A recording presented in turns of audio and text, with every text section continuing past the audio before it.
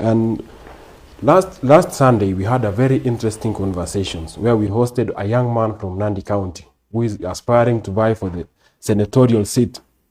Kijana mzuri sana ambaye anaitwa Robinson aka Malaria. Now we had a very interesting conversation, alituambia about his dream. Na kama huku watch, tafadhali enda pale YouTube, tafuta The Arena Show, utapata full episode of that show. Today we have a very engaging conversation. We have one of the most, I can say, vocal members from Uasin Gishu. This is somebody that was ranked among the best members of parliament by Mizani Africa.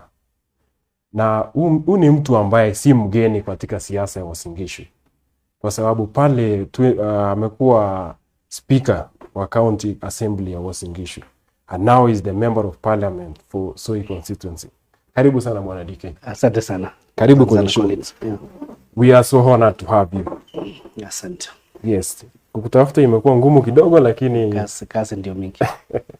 Tumeona umechapa ground. Kwanza congratulations for being ranked as among the best members of parliament by Mizani Africa.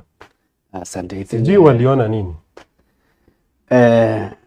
Ukifuatilia vizuri, kwanza asante kwa news kwa hii program yako. It's the most aspiring way of engaging with the leaders, which it reaches the people of Soy and also the people of Kenya in a wider view, and also the entire world. So we don't take it for granted. Sorry for looking for me up and down because of issues ya kasi. You know, we oscillate between reserve na Nairobi. Yes. Kuhakikisha kuwa mambo ya wananchi inakaa barabara. Kwa hii ranking ambayo ilifanywa na Mizani, kuna nyingine ilifanywa na Polytrack. It shows that we have done well. We have done well where it matters most, that is in Bunge.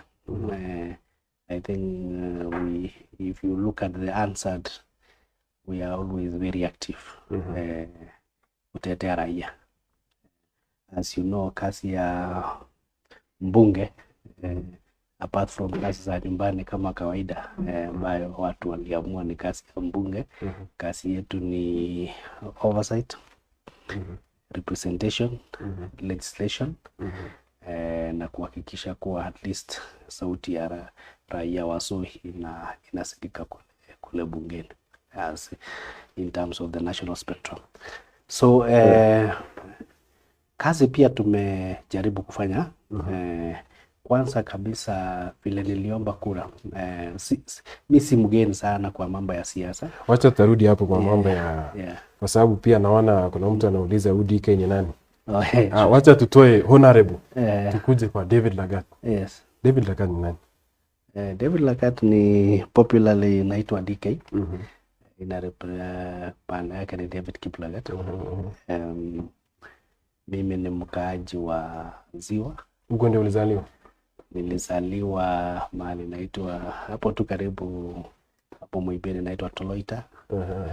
Ama Matimarial kitambo. Alafu tukahamia huko Ngei the Valley. Okay. Then mahali sasa nimesettle ni hapo Nyalilbe, inaitwa Ziwa. Ziwa ward. Yote ni eneo ya Soy. Tangu kitambo nikiwa mtoto, I used to like politics.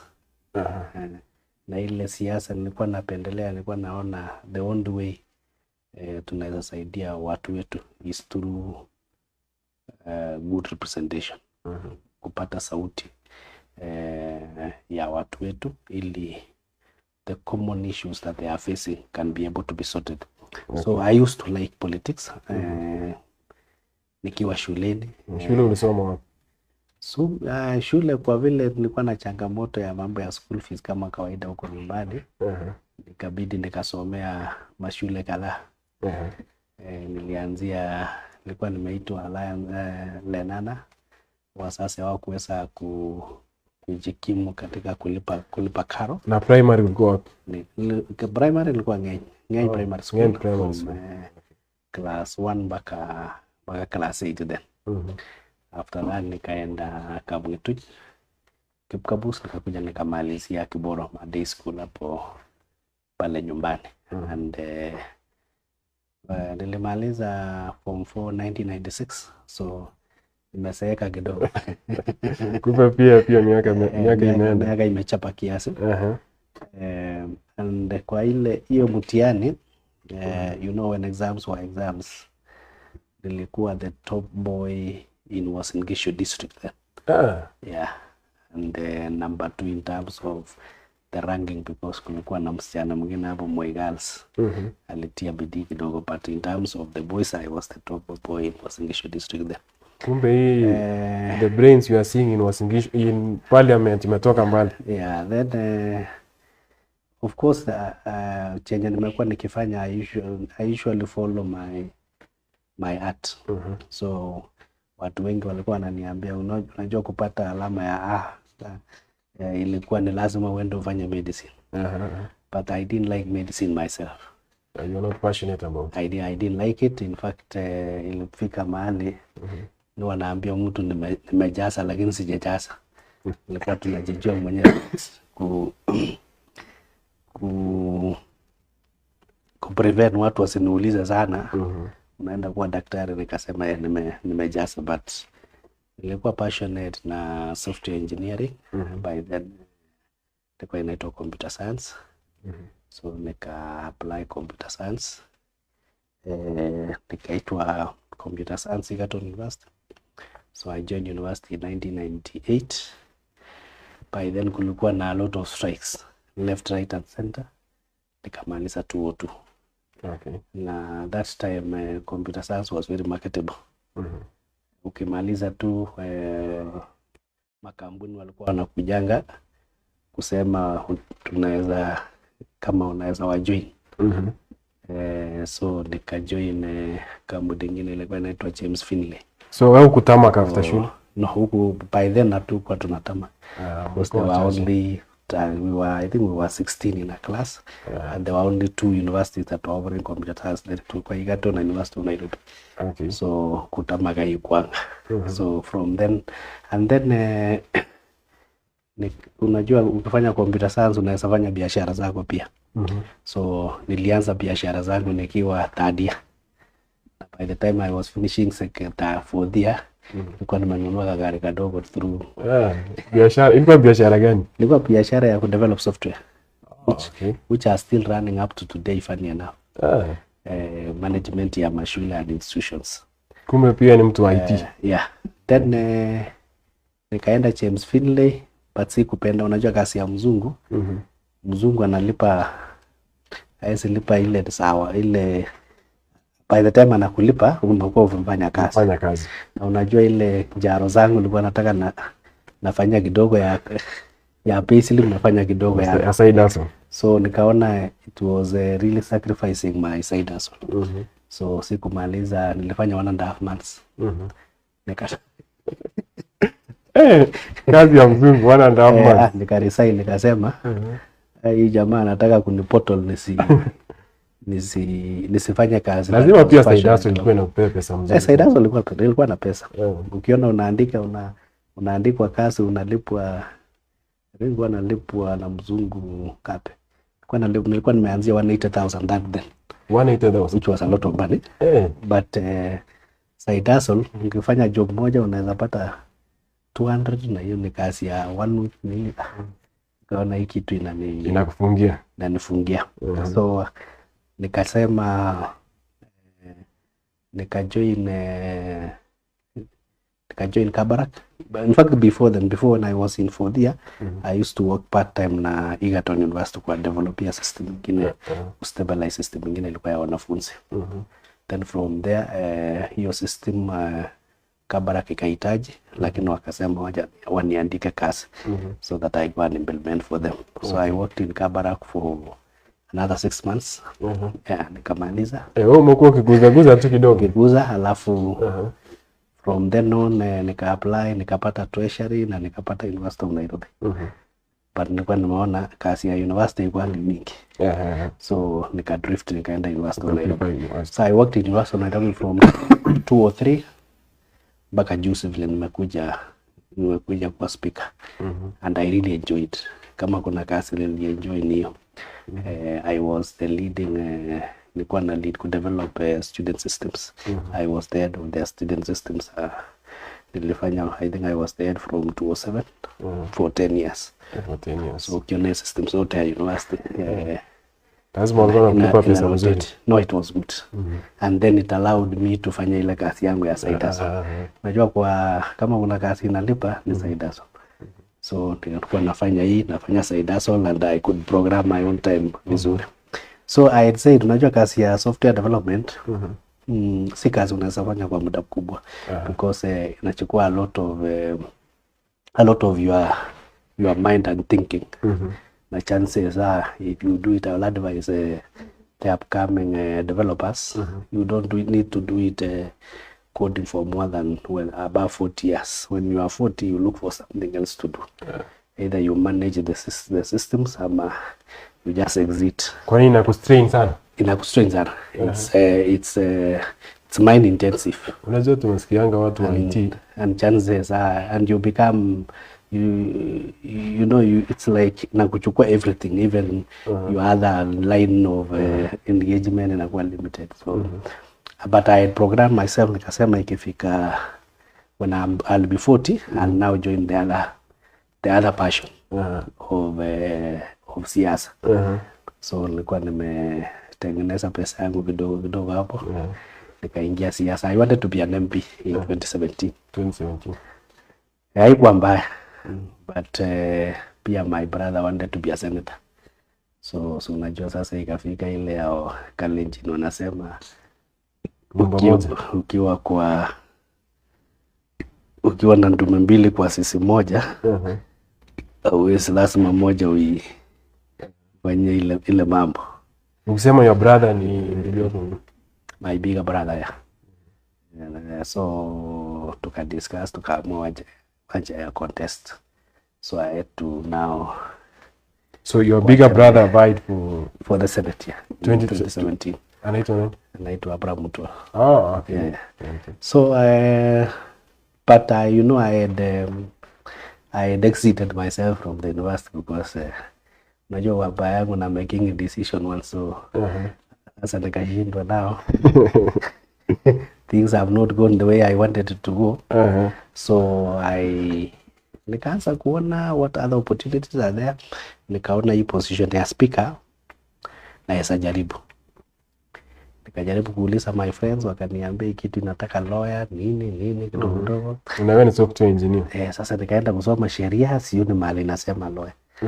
Mpaka nikaona hii ni siasa. Ile mchezo ya town ya mawakili wanataka ku make sure that wanaji ring fence kwa hiyo kazi.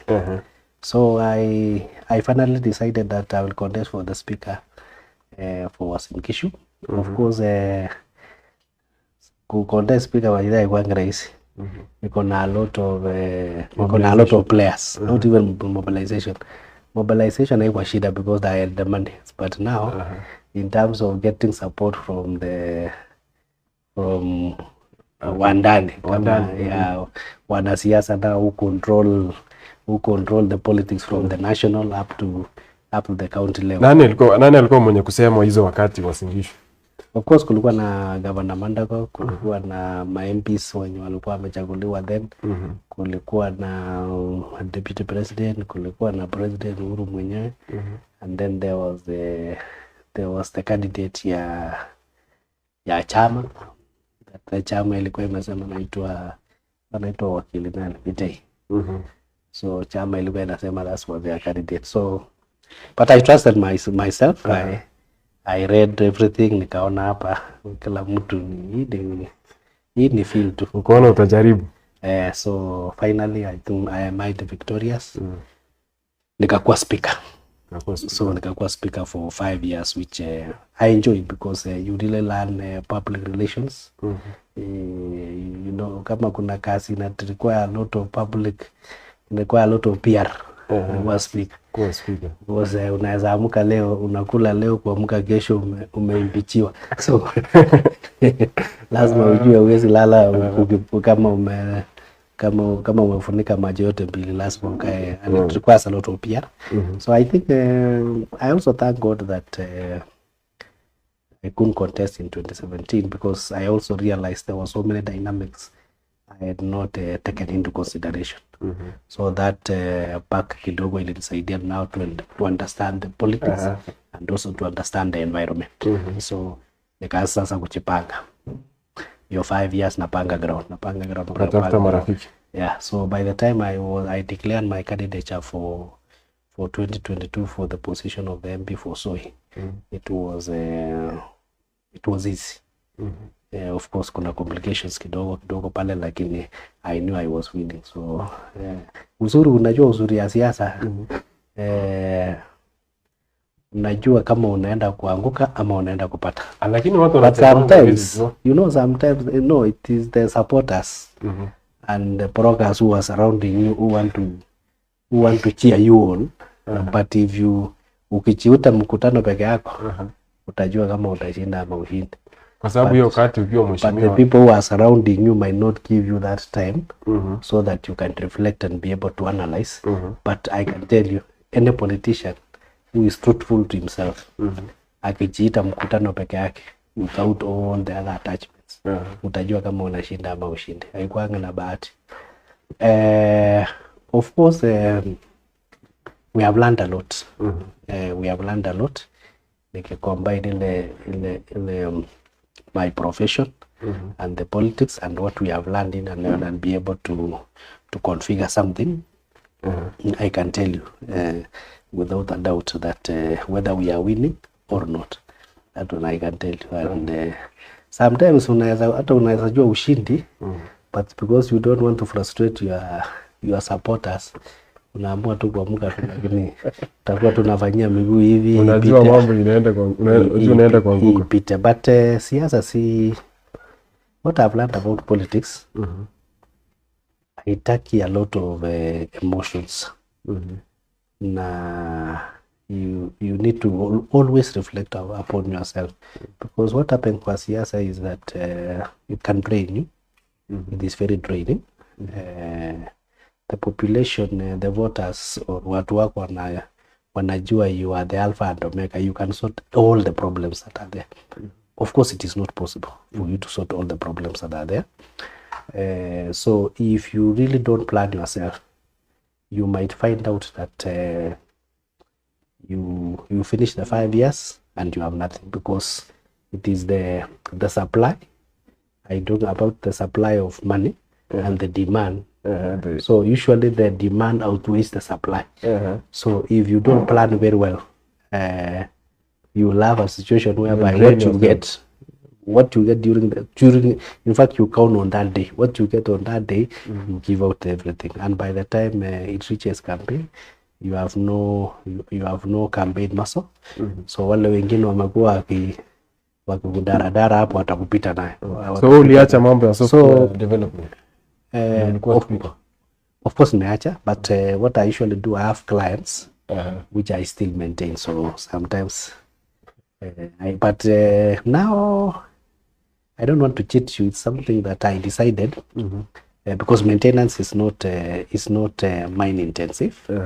But in terms of going to the active software engineering, no, you might die early. So lakini mheshimiwa, si ungechukua watu wawili watatu vijana wa train? Of course, I have trained a few, but now also you can train to maintain.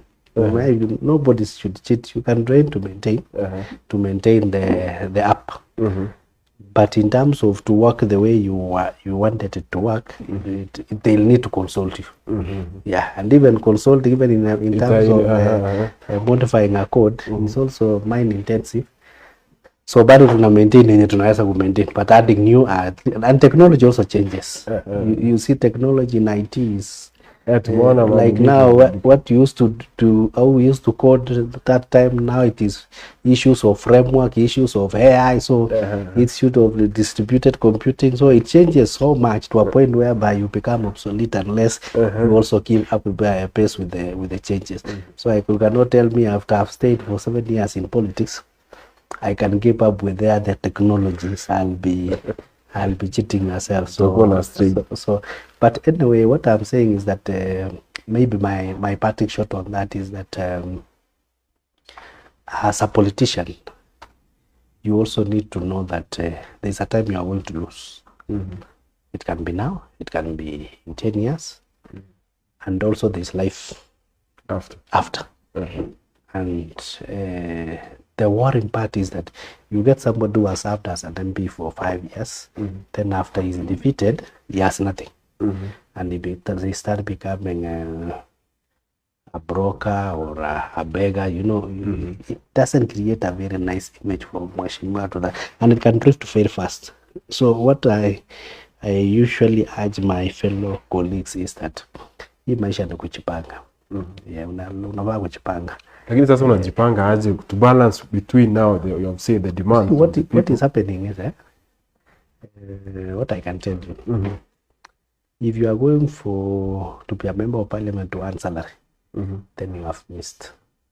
Lakini hiyo ndio opportunity watu wanaona they will accumulate wealth. Hiyo ni pesa hata haiwezi tosha raia wenyewe. Haiwezi tosha raia wenyewe.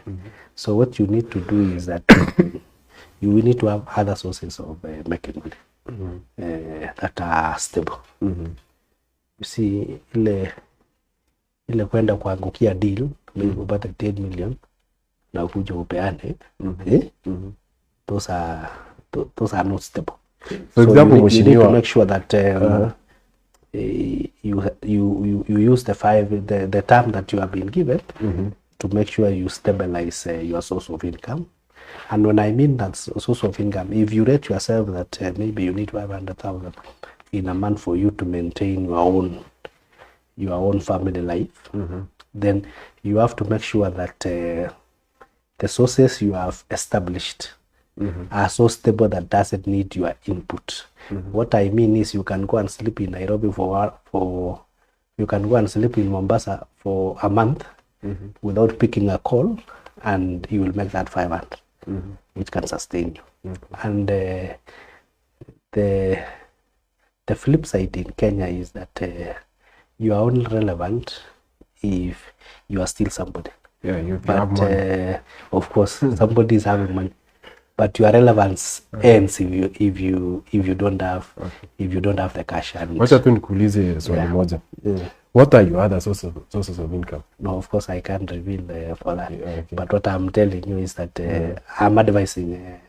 You know me, I've come from far. If I give you my story, it's another. It can take a day. So I've come from far. So, and I can tell you, by the time I was leaving my last job to join politics as a speaker, at least I had stabilized myself. So in Guinness, enormous because I knew the risk. The risk involved. So what we really want to urge our young politicians who have had the chance to be elected, because currently we have a lot of young politicians in Bunge. They should always work to serve his constituents and also to stabilize his source of income, because this world is hard. When you are somebody, then all of a sudden you become nobody. And now, and the problem with that is that you are not the only one that suffers.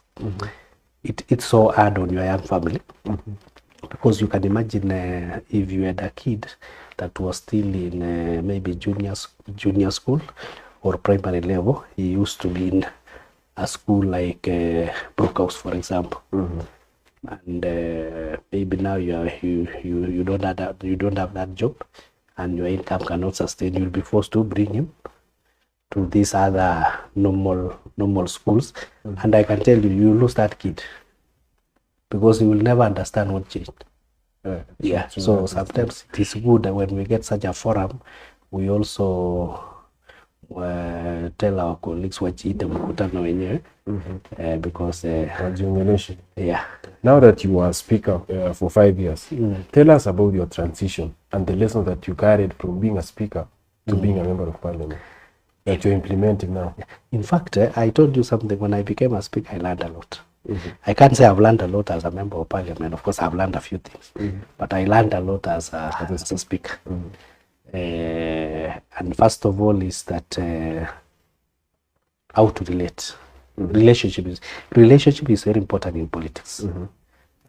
How you relate with your constituents, how you carry yourself. So because fundamentally, maybe what I can tell you is that even if you do everything that your constituents expects you to do, and you don't carry yourself with humility and the dignity that it serves, I can tell you might not make it, even if you have done everything. So in politics, public relations and PR is very important. How you carry yourself, how you relate to people, how you are down to earth. You know, those are the things that that you need to make sure that you really evaluate and make sure that and that one I learned when I was a speaker. And the other thing is that hata kama umebarikiwa, ujue kuna mtu mwingine hajabarikiwa, and there are many. So don't show off and see other people as if they are nobody. Yeah. Make sure that you also accept that all of us in this world are creatures of God, and He created in His own image. And whenever you see somebody the way he is, that is how God wants it to be like that. So, and you should give them that respect as such. So, and you will enjoy. Yeah. Okay, I see we have a good number of people watching. Ningependa tu kuwahimiza if you're watching na uko na swali kwa mheshimiwa, tafadhali tuandikie pale, kutakuwa na session, tutachukua maswali. Mheshimiwa, ukachaguliwa ukakuwa MP. What are some of the achievements that you can say as a member of parliament for 3 years, Nima achieved this and this and this to my people? I think, first of all, we are a bit privileged that we were elected and also our president was elected. So we are in the government. And I can tell you, being in government and being in opposition is like day and night. So some of the manifesto that we had has become a little bit faster to implement. First of all, maybe I can say the most important and profound in my constituency was the issue of last mile connectivity. When I came in, last mile connectivity was at 29%. If we weigh on in terms of in terms of households that were not connected, there are around 12,500 households that had no power, which is huge. You compare that for every household you have about, as per Kenya Bureau of Standards statistics, you have about four adults. So that was the biggest issue when I was campaigning. In fact, that was the number one issue that people wanted to make sure that they and in terms of the monetary value that we worked on, because you have to start on the getting the preliminary data. We wanted around 1.2 billion for us to be able to connect. So far as we talk, we have been able to fund for the ongoing projects, the one that have been funded, they are at various stages, because connectivity involves various stages. We are at about 600 million. We are expecting to get before 2027 to get another 400 million. And so we'll have, in terms of monetary value, by 2027 we'll have funded to a tune of 1 billion. That means we'll need only 200 million in the next election cycle to make sure that we are 100% connected. So our view was on grading ourselves. We said that we are going to connect between 2022 and 2027. We are going to connect 10,000 households, and that's our target. And so far we are going to achieve it. We are proceeding very well. Another one is in terms of the road network. The road network, most of our roads were impassable. So we have made sure that all the roads that have been assigned for both Kera and also for the county roads, I have made sure that they are marramed, they are motorable. So most of the roads that belong to us are in Kera, and also I have taken a queue to assist also the county in some of the important arteries. You will appreciate that for those who have come to Soy, all our roads are now motorable. The other bit is that our schools were in pathetic condition. You know, the president was our MP. Yes. Which he really did a lot of work in terms of making sure that they are permanent structures. But those permanent structures, when I came in, they were in deplorable state. You could not even invite a visitor to visit any of our schools. So we started a program to renovate all our public primary schools. They are around 120 in number. So far we have done, after this financial year, we'll have done 75. So by 2027 we'll have done 100. From tiling everything to look like the academies. I think that's when we have achieved a lot. And of course also we have other tangy projects to make sure that we build structures that model for our primary schools and secondary schools. That one we are continuing very well. We have also supplemented the county in terms of nationally. We have 2 major projects. Those major projects for water, we have the Moist Bridge Matunda water project that will finally cost around 3.5 billion, the one the president came to launch. We also have another water project in Navila Soy, funded by ADB to a tune of 1.6 billion, which the advert will go shortly. In this financial year, we are going to tarmac around four new roads. First of all, there was a road that the president launched when he was the deputy president, and the contractor went away. We made sure that contractor is back. It's around 50 kilometers. It's ongoing from Soy, Nangili to Ziwa, all the way to Perauta to Moist Bridge. That one, the contractor is on site and he proceeded very well. We are also doing another subsidiary of roads from Fafarol to Cheplela, from Siwa machine to Matunda. We are also doing another one that will be advertised in the next 30 days from Nyalilbe all the way to Ngeng, to Lower Moiben, to connect on the one that comes from Tuivet. We shall also connect from Ngeng to Kamngetut to Segero. All of those will be upgraded to bitumen standard. So you will find out that if we finish that, the Soy constituency will be the most connected in terms of the roads that have been connected to bitumen standards. So if we are able to fix the issue of water, we are able to fix the issue of our roads, and we are able to fix the issue of education, we are also privileged that we are also building a new KMTC in Ziwa. The president funded it to a tune of 200 million that is ongoing. The affordable housing have come in a big way. They are also putting hostels at a cost of another 250 million. So that one, progressively, it will support the Siwa Referral Hospital, which the president has also taken up from the counties because it was a bit stalled. So there are about markets that we are also doing all over. Then we have affordable housing that we are doing all over. So if you look at where we are, I can tell you, so we have achieved a lot. We have achieved a lot together with the support from the president. That's why I'm saying it's thank God that we were elected, and also our government was elected through the leadership of His Excellency the President. So in terms of, I can say, so we are the right trajectory to make sure that all the things that our people want. And then lastly, of importance is the issue that touches, so as we do maize, and farming is our livelihood.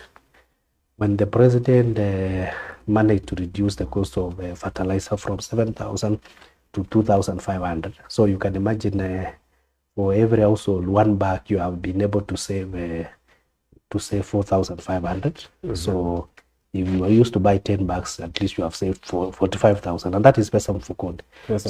So you can see we have achieved a lot as a government. Also on the dairy sector, you remember the instability that was there, but now that stability that it has been flattened when government has through KCC has managed to fix the price of milk to 50, and soon I think it will progressively be going up so that it can be able to stabilize the other dairies so that they can be able to match.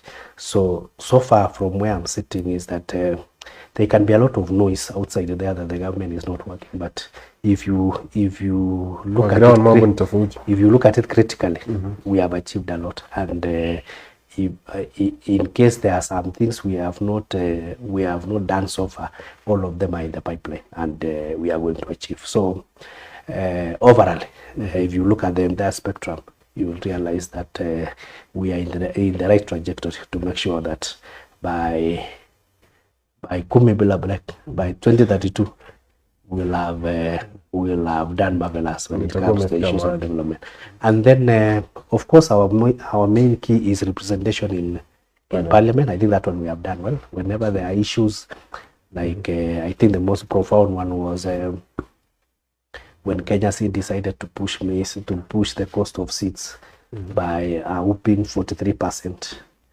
I remember I brought in a statement, and from that statement we pursued until they were able to be reduced to the previous cost. So the 43% was cancelled midway.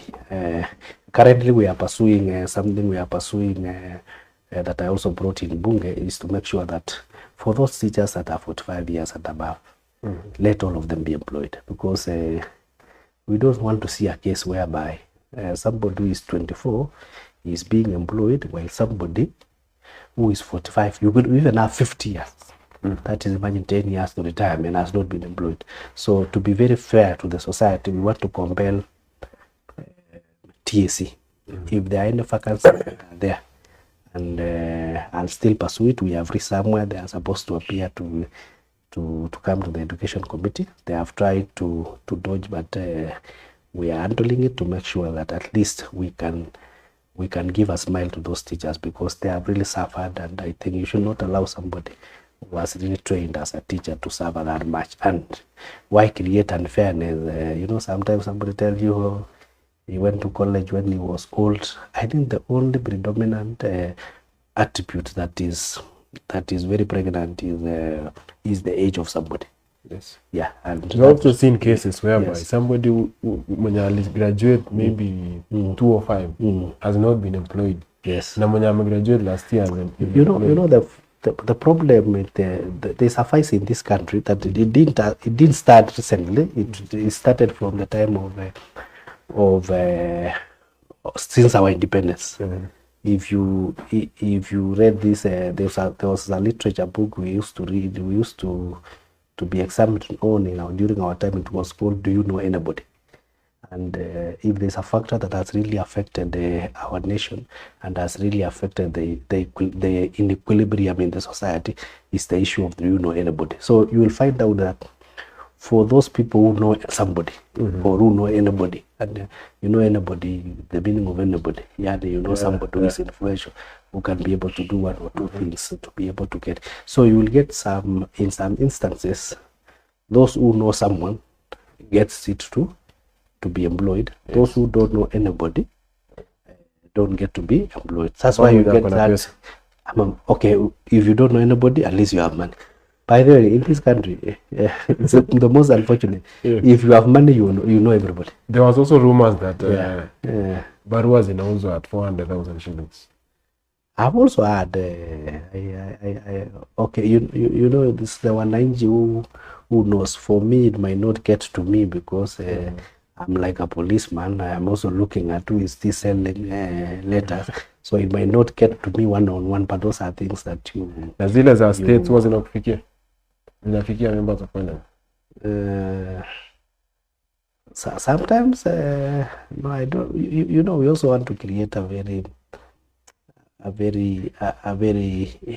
an equilibrium in the society. So I think those are issues that we need to make sure that we can develop a strategy, or we can develop can I call it an algorithm whereby it will get to those ones who deserve to get. Yes. Because you know the issue of hopelessness is not having. The issue of hopelessness comes in when you have a structure that you don't know head or tail. And then what happens is, because if I'm trained teacher and I know now they are employed 2016, so I'll know that in the next 4 years it will reach to me, which I'm 20, maybe 2020. Yes, 2020. But I will get so mad when somebody in 2022 gets employed, and when I applied, they told me only 2016 can be employed. You know, that gets now this stigma that you find with the young generation, and that builds up when you have an inequality in the society. So I think as leaders, we should try to equal as much as possible, so that if the TAC is the one mandated to employ, let us be able to ventilate the structure and the grading structure they have been able to establish, to know that it is fair, and also to make sure that the older you are, the more likelihood of being employed.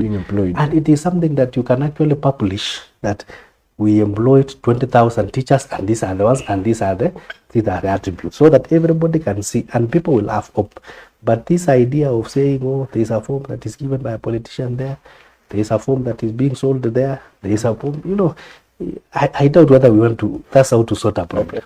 Yeah, I really doubt. Lakini hivyo ndio sisi huku ground tunajua. Lakini it's a fight that we need to sort. Okay. And it should not be encouraged. And it should not be used as a political mileage. Some people also use as a political mileage, and also the society have agreed, because when you go to a forum, you'll be told, oh, utuandikie mtoto jeshi, utuandikie mtoto police, utuandikie mtoto TSC, because there is that acceptance that there is inequality in terms of employment structure in Kenya, that you require somebody to be able to get.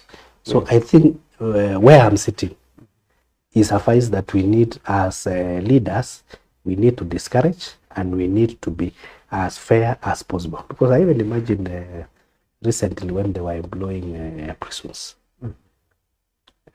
Funny enough, from all of a sudden, somebody decided that for Soy constituency, they are going to be employed in 64 Stadium. 64 Stadium is in Tarubo constituency. So I asked myself, how do you take Soy constituency to go to Tarubo constituency? The farther end, you can imagine from Jeptuan all the way to top. And kuna uwanja Soy. So, and I had to take it, although we were remaining with the Garibo 3 or 4 days. I took it to Bunge as a statement. And I said that there is no way that my constituents can go to Tarubo to be employed for prisons. Let them be brought to a central place, Ziwa, Chepkigen Kraus, where we have been holding other things. And we moved, and I had to hold my foot down. I said, if it is not going to be moved anywhere in Soy, then there is no recruitment that is going to happen for Soy constituency. And they had to move. When they moved to Ziwa, so what did I do? The media is a very important watchdog. Yes. So I sent all the media houses some to prevent they are like the people who listens what is going on.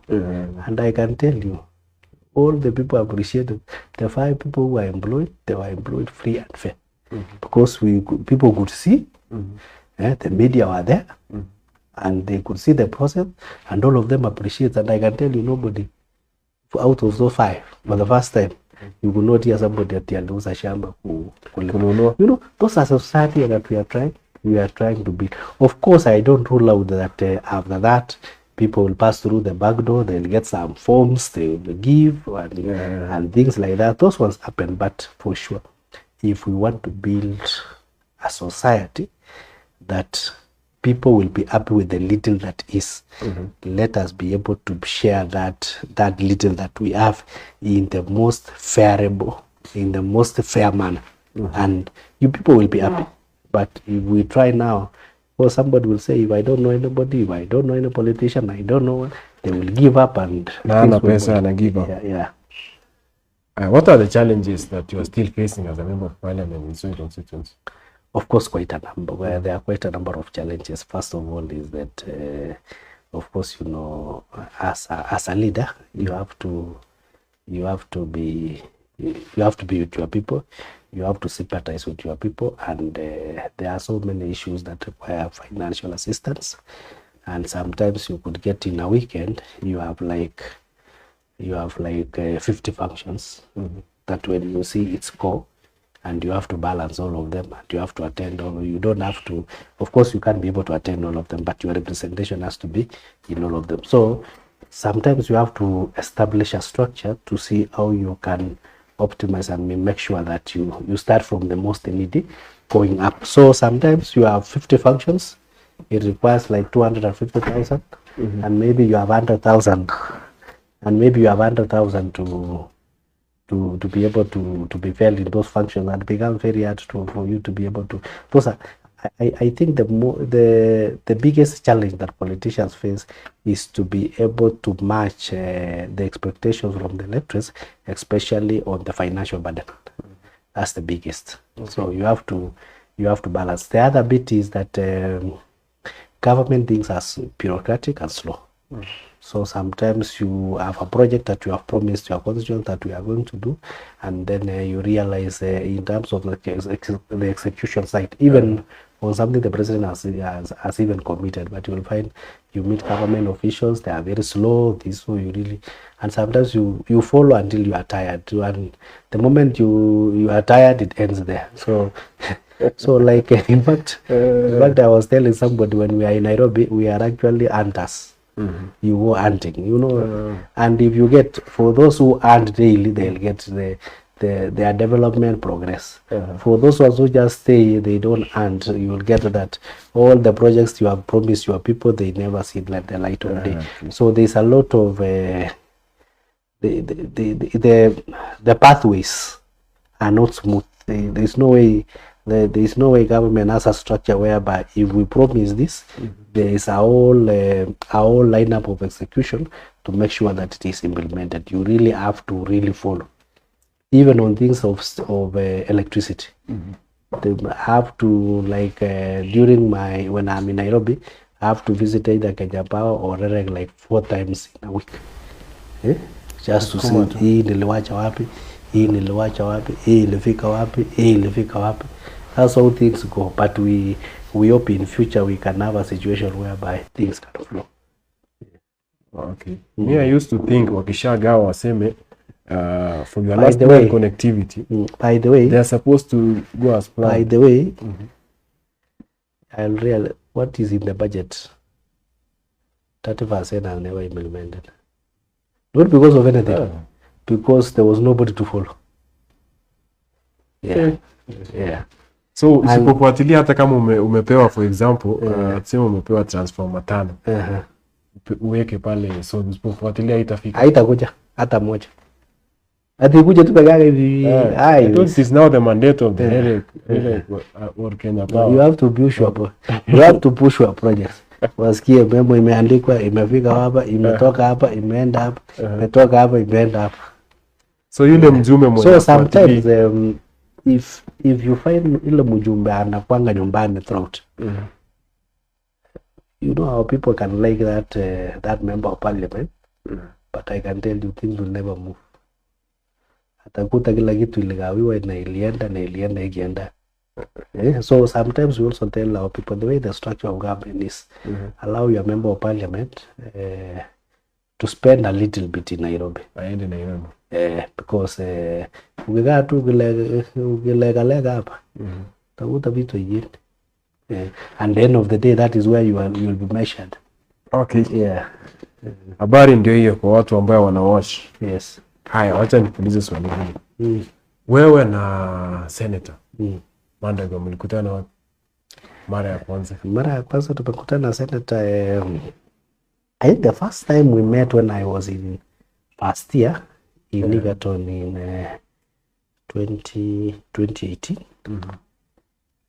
1998. Maybe it was in fourth year, something like that. I remember we came to see Nyayo here as a student, Kalenjin student organization, and then that's where we met.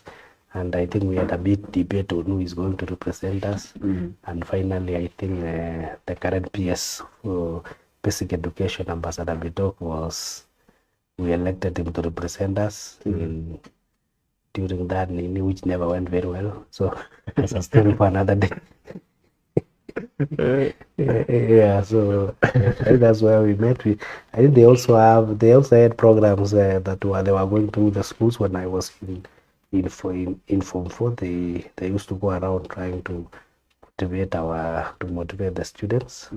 Yeah, so I think with me and Mandago, I think we had three years. When he was in fourth year, I was in first year. So mashindano 3 years. Alafu tukakuja sasa kufanya kazi na yeye nikiwa speaker wa National wa County Assembly ya Wasilisho. Okay. Yeah. Kumekuwa na rumors ya kwamba wewe Mandago na CPA Julius Ruto mnapanga kutoa governor. Yeah, Kapsomok. That's an interesting bit.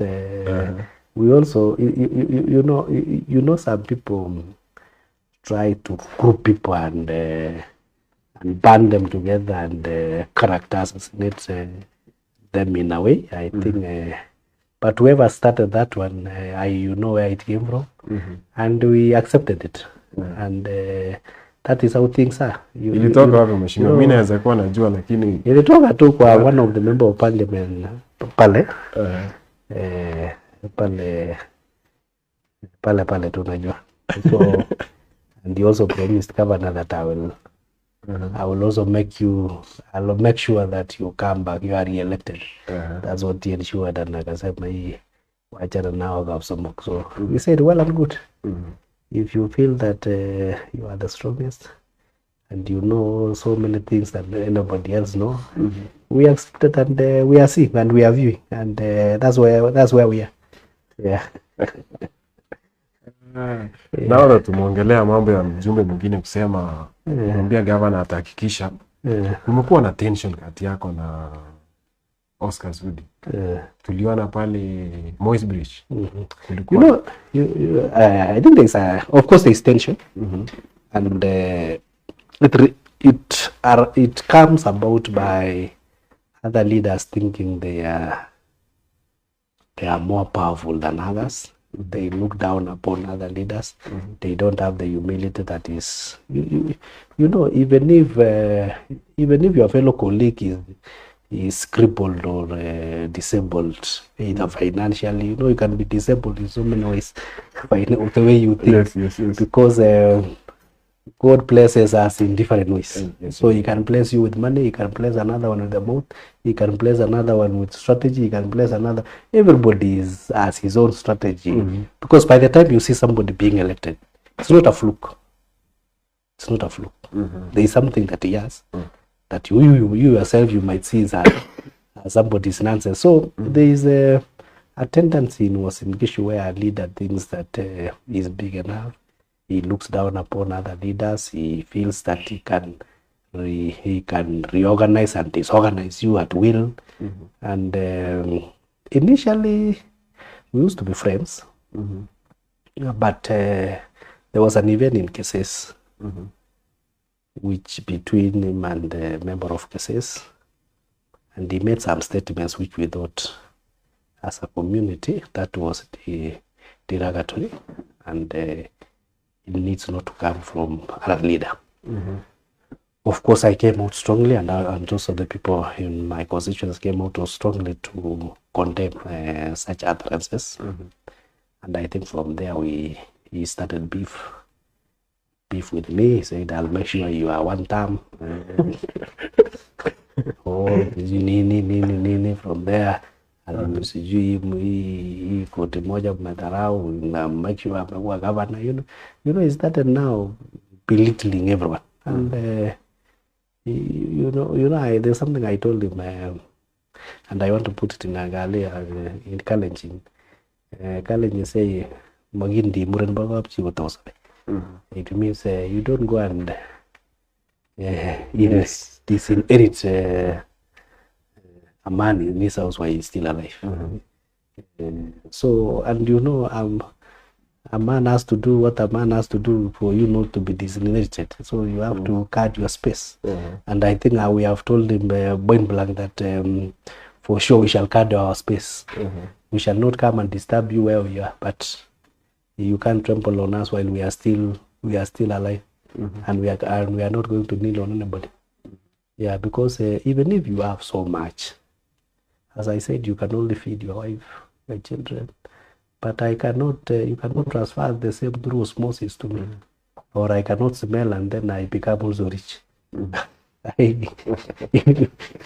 No, vitu zako uzilete mtu mwingine. So we fight like men. So we have told them, we have told bright and clear.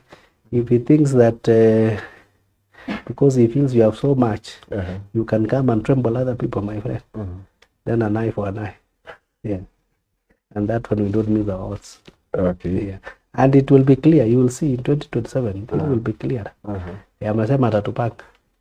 He has a lineup of candidates. Mtu kujifanya yani, sometimes in this world, it's a very funny thing. Ati mtu tu unakaa pale unaamua huyu ndatoa huyu ndareplace na huyu ndatoa huyu ndareplace na huyu ndatoa huyu ndareplace na huyu. And you even, I think the most recent you hear now, they are saying, oh, you hatapata certificate, you hatapata nini, those are pure nonsense. And we are watching, but I can tell you, so long as we are still alive, nobody can tremble on it. Yeah, that's it. An eye for an eye. An eye for an eye. Na hii, unajua hii dunia, nobody lives forever. So mtu asikutisha ati ukikufa kesho utakumbuka ulikuwa unataka kufanya nini. So umeenda. So you shall fight like men. Okay. Yeah. Na tension yako na governor ilitokea wapi? Governor is no. That one is another. Governor by this by neighbor. He's my neighbor. And he used to be a good friend of mine. And in Soy constituency, I can tell you for a fact, even if you ask him, we really did a lot of work.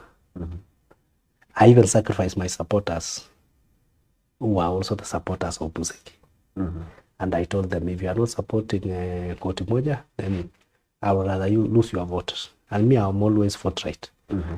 And there are so many meetings that we held in my place to make sure we can stream things up in Soy constituency, because that is where we come from.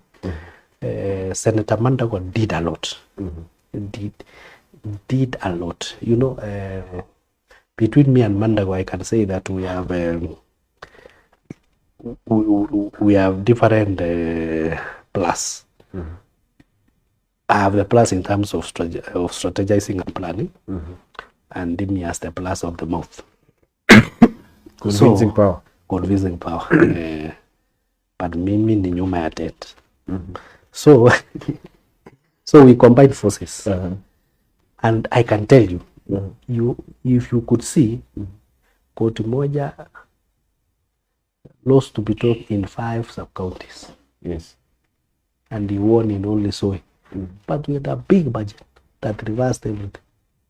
There were also rumors that Bill. No, there was no stealing. There was no stealing. Sometimes there was no stealing. That I can tell you for a fact. But we really planned well. And we really sacrificed. I even sacrificed my supporters.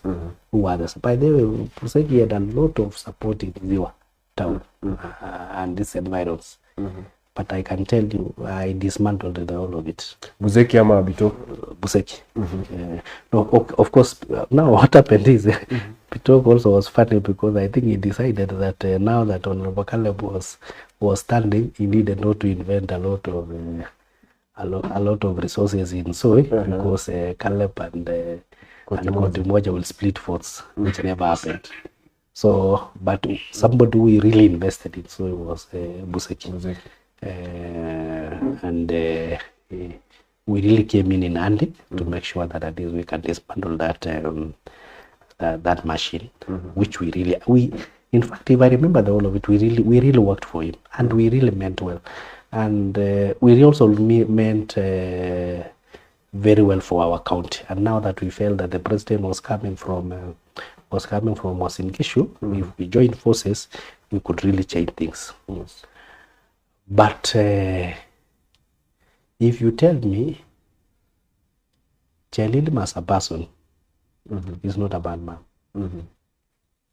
but the people who surround him, my friend, I you know, we used to talk a lot before swearing in. And I remember we came to swearing in it was in 64, even not 64, this one, Sports Club.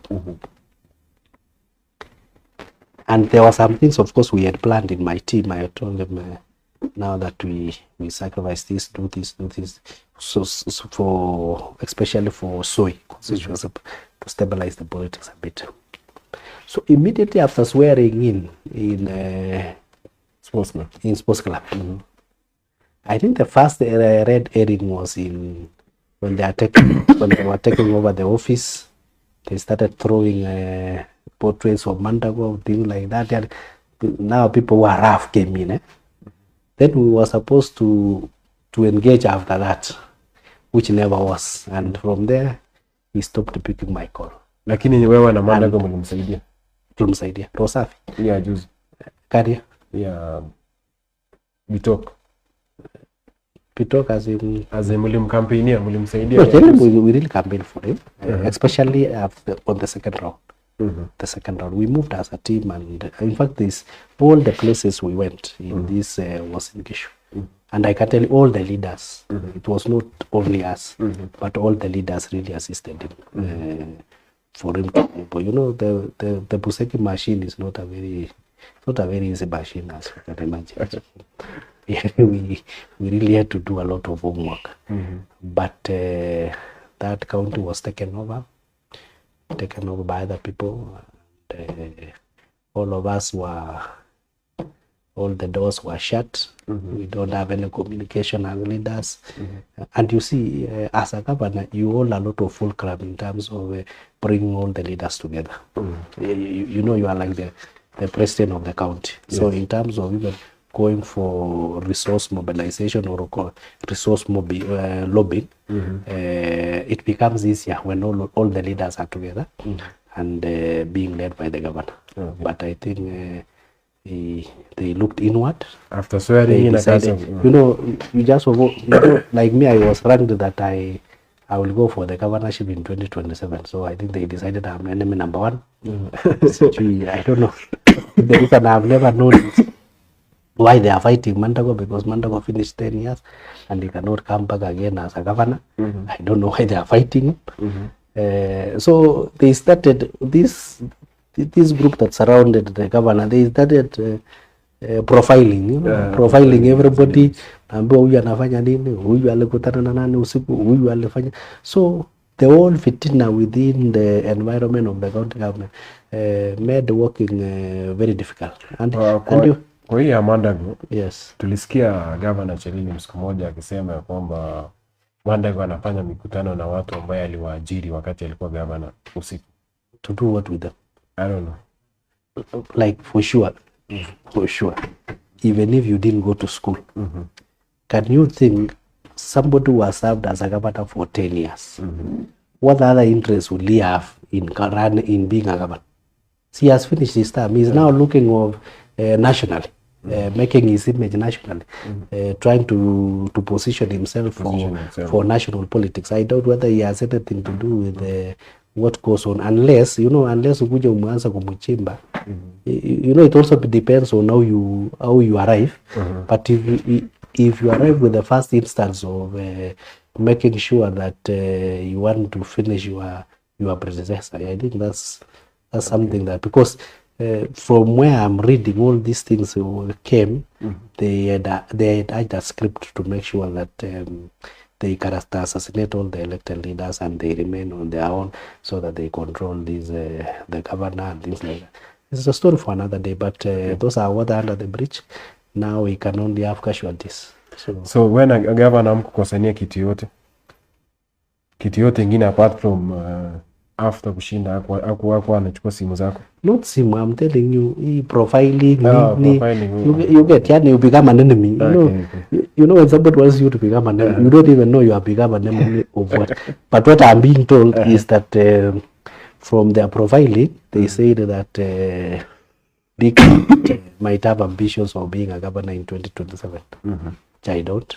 By the way, I can tell you, there's a seat I cannot buy is governorship. Yeah. Okay. Kuna pia ulisikika ukisema kuna mambo ambayo governor afanye vizuri. Of course, there are so many things that are not being done. By the way, if I tell you, of most profound, where I became a bit concerned. There is the major flagship project that Mandago had started. That is the Siwa Referral Hospital, level 5. When we were exiting our last budget, we funded it to a tune of 400 million. Equal. And from what was remaining was that by then, because a year now they need 500 million to finish. By then 400 million would finish. The only thing that was remaining was the mortuary. That was the only thing that was remaining unfunded. But when immediately they came in, and this is a governor that comes from Ziwa, where the hospital is. Immediately they came in, they came and did supplementary. And removed supplementary 1 and supplementary 2. They removed that money from Siwa level 5 hospital. I don't know, to come and modernize the headquarters, put cameras where, do what, do some other nonsense that actually, if you really hear it clearly, you will feel that what comes to mind is it making beautification in what was so important, making the county government headquarters beautiful, or finishing a hospital. You know, that was I've never understood up to today. And today we are struggling to a situation whereby we have had to talk to the president so that he can be able to fund that hospital. Otherwise it becomes a white elephant. Na ilikuwa imebudgetiwa. Yeah. Sawa. Wacha tuende kwa mambo ya empowerment. Tuliona recently ufanya one of the biggest empowerment. Yenye hadi uliita Wetangula. Yes. Congratulations for you. Asante. Nimesikia watu wakiongelea sana. Yeah. The attendance was electric. Attendance was electric. Kama people didn't expect ufike that. Ifike hiyo kiwango. See, I'm telling you, okay, you know, I mean, I'm a man of few words. And I mean what I say, and but in terms of nyuma ya tent, you always invest. Unapanga mambo yako. Tunapanga, so tulipanga na ikapangika. Yeah, and we executed it with precision. The attendance were over, we had a crowd of over 15,000, which was electric, and we managed together with the kitty for the women, we managed to raise around 21.7 million. Hey, even and the visitors that came in were Shimiwas were over 40 in attendance. So Kosiwa waliona choppers left, right, and center, some landing, some taking off. Watu walishangaa kumbe kuna connection kiasi gani. No, you know, with humility you build friends. You build a lot of friends, and I'm happy about it. I'm happy that the event was successful. I know we did it for around 130 something groups, around 3 in terms of totality, in terms of numbers, 3,000 women. We want to also do another round of women this year, then we do for the youth next year. How are you planning to distribute this money? What happened is, see, I told you we had the kitty, we had the kitty which the women changat as credit, which was 11.2 million for that day. So that one goes to how it was changat per group. Then these other ones, the one that was now raised during that day, will be split equally among the groups. Okay. Ukikompare yako na ile ya Sudi. You know you are in a difficult position to do the comparison. I can't compare because first of all I didn't attend. Secondly, I was never invited. So I don't. Okay, tumesikia pia mheshimiwa Sudi akiwa pale Moist Bridge aliongelea mambo ya kuja kufanya empowerment na pia kesi. So unaweza tuambia nini kwa sababu is it okay? I think also Sudi should accept that he says and either aliomba hii kiti yake sasa kapsule bila kujua ni MB seat ama nini. You know, sometimes you can, I wish he could have seen something, but looking down upon leaders is not good. Respect is very important. Na walisema nini si utumwa, let us respect one another. Of course, he has said that now that your MB has no capacity, you will come and organize that empowerment, whichever it is. But also he made something very interesting. And I was telling him the other day, you know, promises are debt. He said that he has the power, he has the money, and he has the power to give everyone in Soy 2,000 shillings. So which he hasn't fulfilled. So wherever he is, I just wanted to bring him to speed. That if we say that we are only factoring those ones who are registered voters, we have 105,000 registered voters in Soy. So assuming we constrain on the registered voters, then 2,000 times 205,000 registered voters, you get he owes us around 210 million. So we are telling him you are highly welcome to do an empowerment, but note that before you start, we shall need around 210 million, because they say that in Waswahili wasema ahadi ni deni. A promise is a debt. So akikuja hiyo Moist Bridge akuja na 210 million, to own the logistic, we shall give him have all the database of all our voters.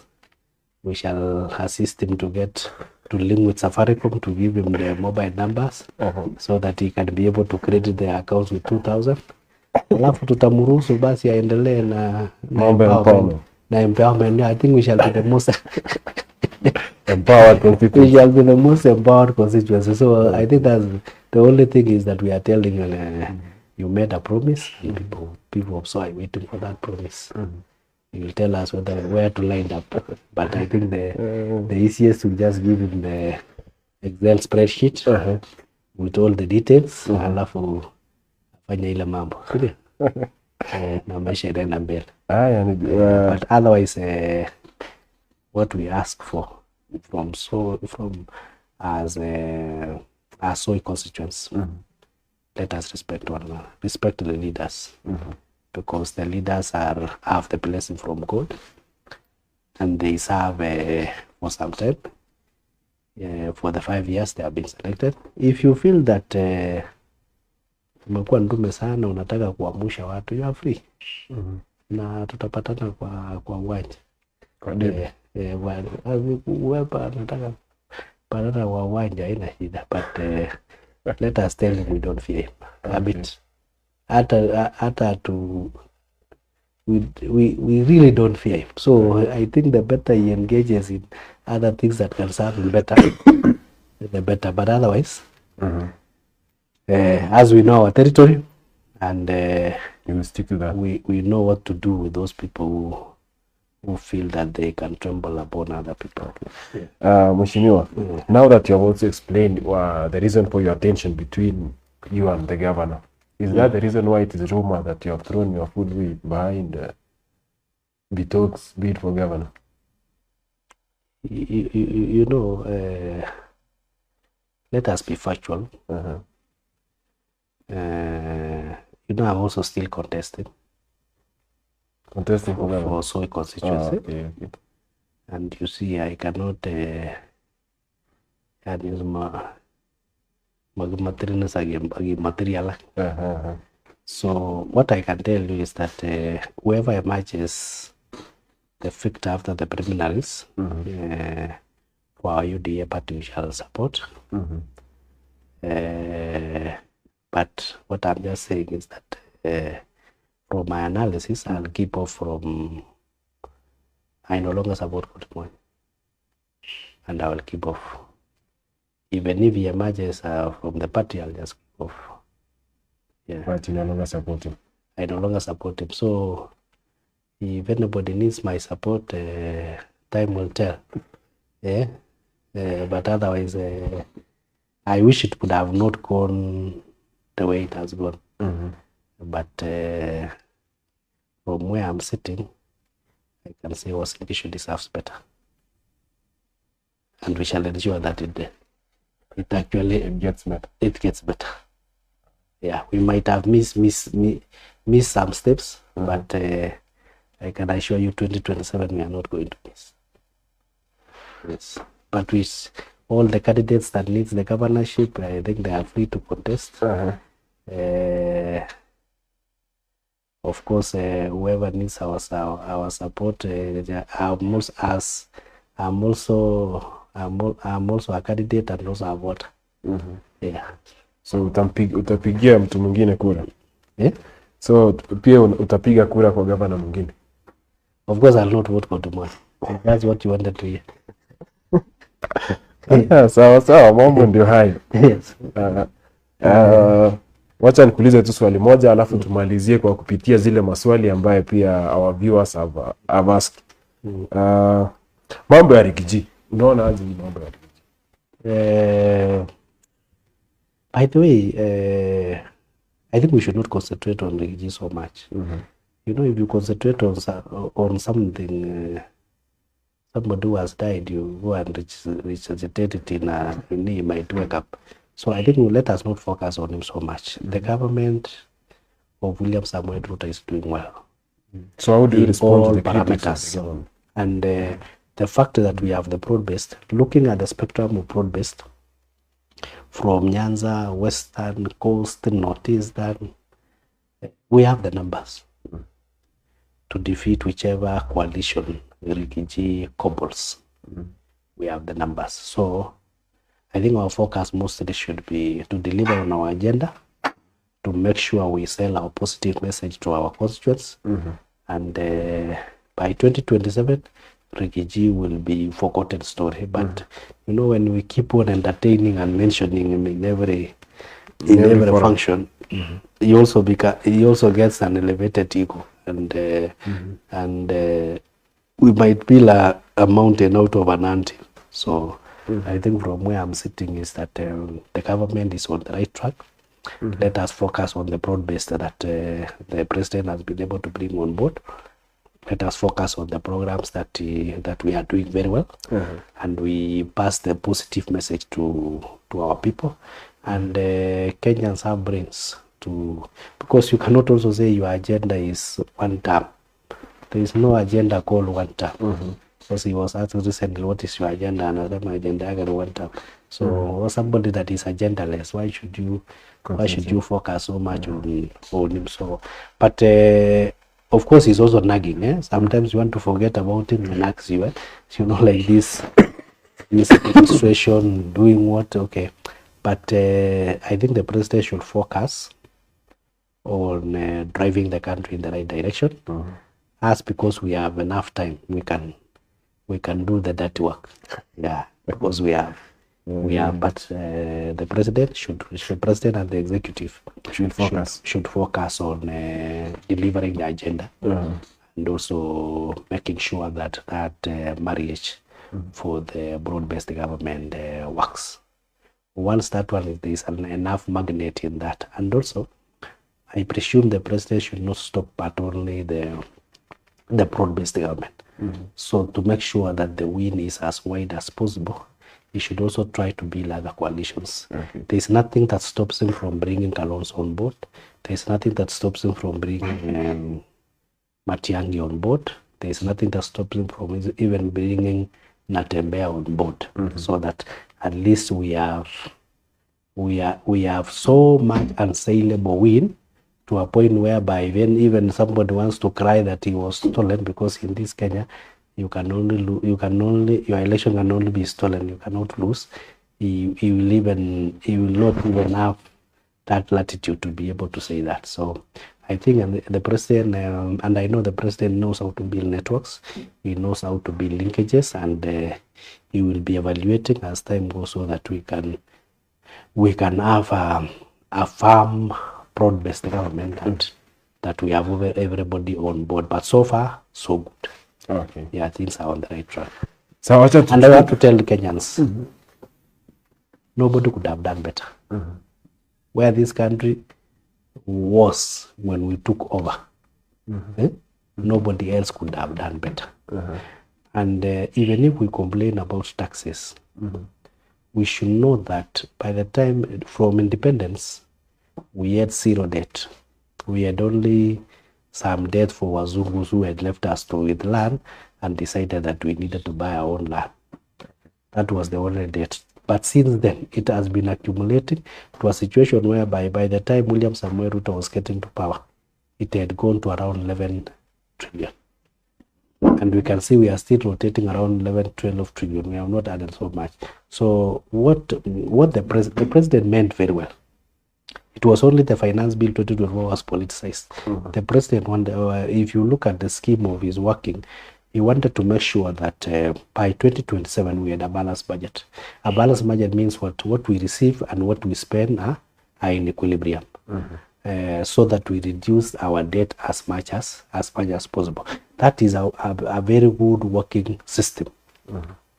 But of course, the young generations they didn't understand, and they were able to force us to still borrow. So we might not achieve that balanced budget by 2027, but the only way to develop this country is to get a balanced budget. Once you have gotten a balanced budget, then you drastically reduce your debt. And once you are debt free, then all the other developments will come on board. Because you can imagine, out of our collection of around, I think it was 2.8 trillion, let's go, it's 2.8 trillion. Around 1.2 trillion goes to pay public debt, both foreign, and domestic. So you are only remaining with how much? With 1 point, you went to school 1.6. 1.6 trillion. Now, employees, government employees, the civil service takes 600. TAC couples another 400. So you are in 1 billion. Yes. County government goes with another 400. 200. You have not run any ministry. You have not done any development. So some of the recurrent expenditure that the government will do, plus the development, will depend on borrowing. So if you run such a country, how will you develop? So sometimes let us, you know, when you want to heal someone, you have to give medicine. As our medicine are not sweet. So we have to allow ourselves to swallow the bitter meal for the betterment of tomorrow. It's only that the people whom you are trying to better their tomorrow are those who are complaining the most. That is the irony of it. But otherwise, if we really call ourselves Kenyans, there is no way we can be funded by Wazungus on our own recurrent and developmental expenditure. So the president meant well. It wasn't understood, but I hope in future it will be understood. But we have seen now incremental finance bill. We are getting there. At least now, like this one, we passed without a lot of ish. So I think we are heading there slowly. But I think what I realize in Kenyans, they don't like to swallow everything at once. They want to swallow in bits. And I think slowly we shall get there. But I can tell you, if our president is left to serve for his full term of 10 years, Kenya will change for the better. He will leave a legacy. Kabisa. Sawa, wacha tuchukue maswali kidogo kwa sababu tunaelekea kumalizia. Kuna mwenye anaitwa Rotuk Tirop anasema, keep doing great work to the people of Soyans, brother DK. Ongera mkuu. Though in my village in Endetu, we need electricity. It's coming up. Okay. Justice. Anauliza, when are you renovating Ziwa Primary? This financial year. Okay. Watching live my... And by the way, we are going to model Ziwa. Ziwa Primary is one of the schools. There are some schools that are bigger that have decided that we are going to model to be a model school. And Ziwa is one of it. So the things we are going to do in Ziwa is a lot. Okay. So I'll tell him to watch this space. Sawa. Kurio Lagat, and just asking this, what plans do you have for your youth in terms of employment and empowerment? Yeah, I think I think as we said, empowerment for the youth, we shall be able to do it next year. We want to finish for the women this year, then next year. Slowly, I think what our youth should not accept is that the way we are, the government cannot employ everyone. It cannot even employ 10%. So most of our youth, what we encourage them is to be self-reliant in terms of self-employment. That is the key. And I think upon us, it is incumbent upon us, the leadership, to provide a good environment where they can be, where our youth can be able to invest and be self-employed. I think that's the key, and I think that's the conversation that we need, so that we find out that what is inhibiting our youth from venturing into business and venturing into investments that can make them self-reliant. But if I cannot promise you today, and no one should promise you today, that if you elect me, I'm going to employ all youths. It is not possible from where we are. Practically, it's not possible. So it's only that to improve the environment in terms of investment environment, in terms of opportunities that are available, so that our youths can be able to chip in, so that they can be able to be self-reliant. That is what will sort 90% of our youths. The other 10%, when things come up, open up, they can be able to get jobs. Okay. Yeah. Tukiendelea na kuna Dennis Liting anasema try to push stima ya Jabali. Jabali is going on well. Okay. We are making a lot of progress. Bernard anauliza, mheshimiwa, we have a problem in our hospitals. No medicine at all. Inabidi ununue dawa na tunalipa SHA. Hiyo pia itabidi aenda kwa account.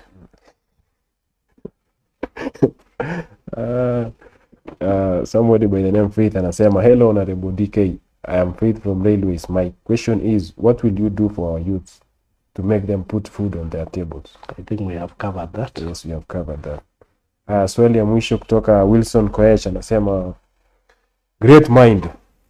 Question to mheshimiwa. The MTP popularly known as Better, is meant to reduce inequalities in the economy. What is your take on now popular known as women empowerment versus the opulence that Gen Zs are against? You see, maybe I can try to explain that. You see, the Better, the bottom up development model that this government came with, is to try to bring people from the bottom up. And one of it, I think there is a misunderstanding in terms of how that one should be done. And I can explain to you, if you look at our region, from day one, the president managed to reduce the cost of fertilizer from 7,000 to 2,500. What that means is that per bag alone, you have been able to reduce, we have been able to save 4,500. Which means there are two spectrums that you can look at it. If you say that you have been using per year, if you are a maize farmer or whichever farmer, if you are using 10 bags, that means from that alone, that initiative of the government, you are able to save 45,000 that year. And that 45,000 is enough to pay for you to pay your kid to join boarding school. Is that right? Look at also this way. Because of the high cost of fertilizer, you weren't operating at the optimum levels, where the marginal return is zero. That's the optimum level. So, because you are using 1 bag per acre, So if you save 4,500, you can be able to use to do 2 bags or 2.5 bags per acre. So that one will push production, assuming it is maize, it will push production from 15 bags to 30 bags. You get? Yes, so you will have, by that alone, you will have doubled your income. You get? And that is what we mean now by trying to bring people up the ile pesa mfukoni. And somebody imagine that the government will come and put pesa to your mfuko, which is not the case. That is through those programs. And in terms of subsidy alone, the government spends, because I'm in the agriculture committee, the government spends 15 billion fertilizer subsidy, 15 billion per year. If you look at another model, even the decision that the government has made to stabilize the milk prices. In fact, every year we are giving a subsidy to KCC of around 1.5 billion to stabilize the price and getting farmers to be paid on time at 50 shillings. Otherwise, in times like this where it is raining, you will have Brookside doing at 28, and you will have the local cooperatives will be doing at 24. But because it is known that the KCC will always give you the price of 53 minus transport, which comes to 50, then at least it stabilizes most of the prices at even if you take to your local cooperative, they'll buy it at around 44 or 42. So by that decision alone, that is how money gets into your pocket. For the empowerment program, this is the spirit of Harambee. I know it has been used badly as opulence and things like that. This has been the spirit of Harambee that was incarnated. It was started by Mzee Jomo Kenyatta to bring everybody to assist one another. So the empowerment programs, I will take it as the spirit of Harambee that we all do. We can come together, maybe 40 leaders, sometimes even today. The spirit of Harambee, I've used around 300,000 to assist people at various levels. And that spirit has really assisted. It has made some of us go to school whom we could not go to school. It has made some of us get money for investment. Like if you do an empowerment program whereby in the course of things, if a group gets around 100,000 or so, they will be able to start a business of an incubator for the for Aging X. Which they'll be in business. Sometimes they can buy a tent which they'll be renting. At 100,000, you can get a tent put together with 100 chairs, which they'll be renting to whenever there are events, which they'll be able to get an income. So we are trying in the midst of so many problems. At least we are trying to do something. But the most workable one is the one like the subsidy program. The subsidy program, I believe, for us from this region, that one has been able to either double our production in terms of productivity, or in terms of, if you look at the material savings, at least it can be seen you have been able to save, so that if you are spending 70,000 in fertilizer, you are now spending 25,000. So the net effect, you can do something else. Okay. Yes.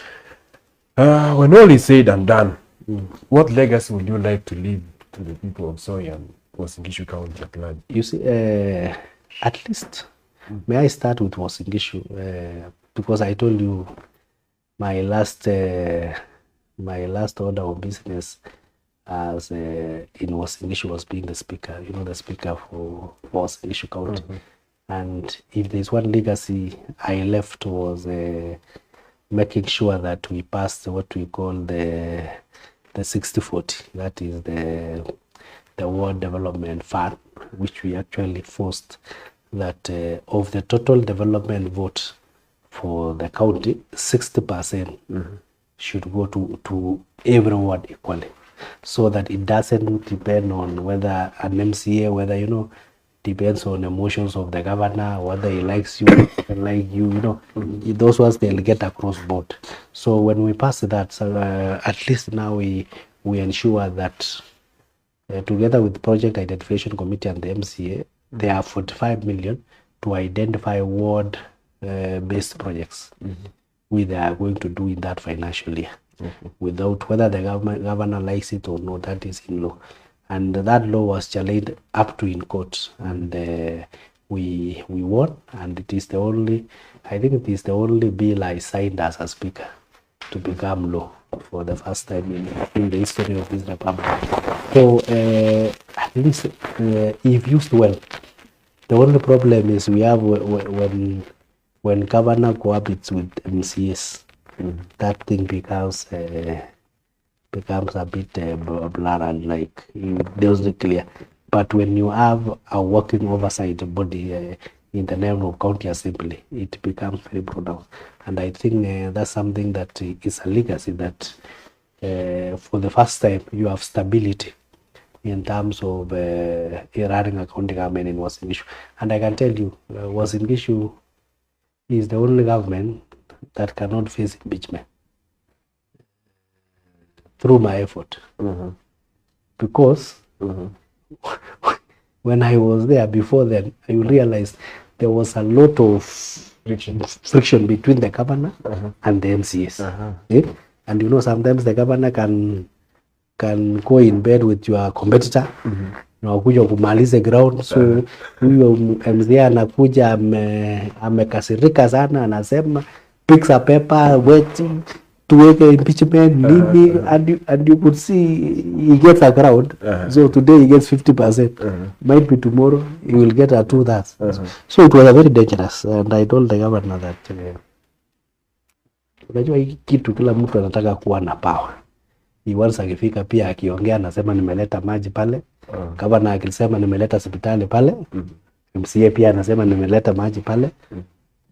There are some things that that ward based fund really developed, that is the roads, the ward roads. So at least MCA could have something to say. So even if governor gives you doesn't give you an appointment, you have something to say. And that thing brought peace in the county government of Uasin Gishu. So if you see that the county government of Uasin Gishu is quiet, ujue tu ni because of 60-40. And I want to encourage all other governors, because I have seen some counties, they come to, I think they have been defeated in their counties, they come to Senate to try to pass the ward development. It's not that, that's a discussion that can be finished any county government can be able to finish it. And it will make the life of a governor easier. Otherwise, without that, there will always be a paper along the county assembly to impeach a governor. Yeah, and you will be fighting. And you know, when government hears that there is an impeachment paper inaenda hivi, hapa atachoma karibu 5 million really shook. So sometimes I believe that's one of the stability I was able to establish. And it has been something that has been taken over by most of the counties. The other bit, the legacy we want to live in. So we want to make sure that, as I told you, we want to make sure that connectivity to electricity is 100%. Passage of roads and our institutions of higher learning are converted into like academies. You know how an academic school looks like. Those are the legacy that we really want to make, and to make sure that at least in the livelihood that our constituents are engaged in, like farming, it makes it profitable. And the only way to make it profitable, that's why I went to, you know, I'm an IT person. You can tell me you are an IT person, but you didn't go to the committee of ICT. I went to the committee of agriculture specifically to make sure that I stand for the interest of my farmers. And I think what I've been able to achieve is black and white, to make sure that at least whenever there is a discussion, because when you go to the committee, you know, committees is where budget is discussed, is where issues are discussed. And everybody, if you get a member from Meru, ataongea juu ya mira. If you get a member from Giricho, ataongea juu ya chai. Yes, true. So me naongea on behalf of of maize farmers. You get, and we have made always our interest in terms of even funding activities, making sure that the cost of seeds are affordable, the subsidy program have enough money for the fertilizer, the AFC, they have money to give credit to our farmers. Those are the issues that we really want to stabilize. And I think given time, if the people of Soy will find it within themselves to give me another second term, I will ensure that I will have finished everything, and by 2032 I will go to something else. Sawa. But not govern. Not govern. What do I govern?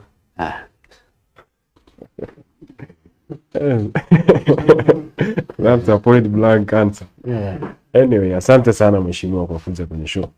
It is clear your journey was driven by purpose, na tunashukuru sana. We wish you all the best in Asante. Yeah. political career. Oh, okay. Hope the discussion has been useful. Yeah, it has been useful. Yeah, and I like the architecture. It doesn't have a lot of it's an open discussion. Yes, ni kupiga tu story. Yeah. To our viewers pia naona pia bado watu wengi wanawatch. Asanteni sana for taking time to watch this late. Remember, each and every Sunday at 8 p.m. we are coming to you live kuwaletea a very interesting conversation. Ya leo imekuwa interesting, imekuwa na mambo mengi, na tunashukuru mheshimiwa kwa hayo. So till we meet again, my name is Colin Sambai. Have a good night. Asante. Have a lovely night everyone. Asante kwa watu wa Soy for your support. Thank you.